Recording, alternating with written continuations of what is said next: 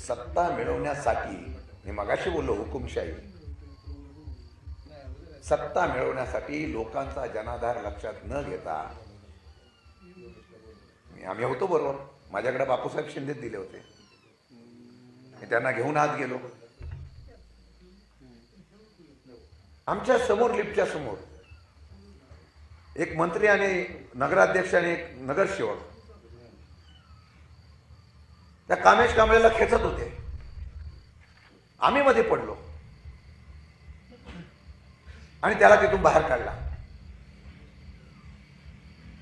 आणि त्याला परत वरती घेऊन गेलो. आणि मला कुणकुण लागली.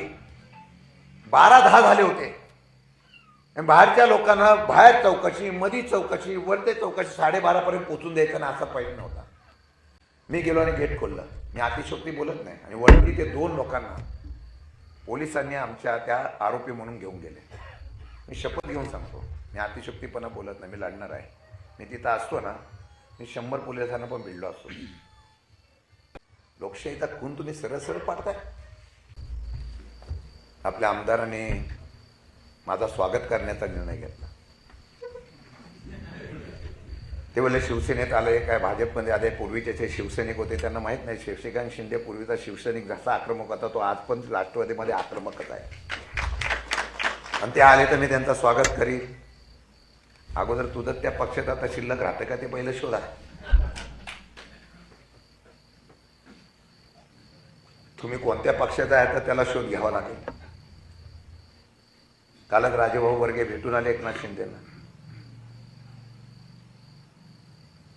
या शिंदेना ह्या शिंदेचा अंदाज नाही अजून. योग्य वेळी त्यांचा टांगा पलटी होणार आहे, मी आजच सांगतो. बोले मी स्वागत करेन. ते राज्याचे नेते झालेले आहेत आणि यावं शिवसेना आणि नरेंद्र मोदी आणि अमित शहाचं त्याचं नेतृत्व मानावं. ते तुम्हाला लकलाभ आहे. मी आजही छाती ठोकपणे ताटमनाने एवढ्यासाठी जातो की मी गद्दार नाही आणि मी निष्ठावंत आहे याचा मला अभिमान आहे.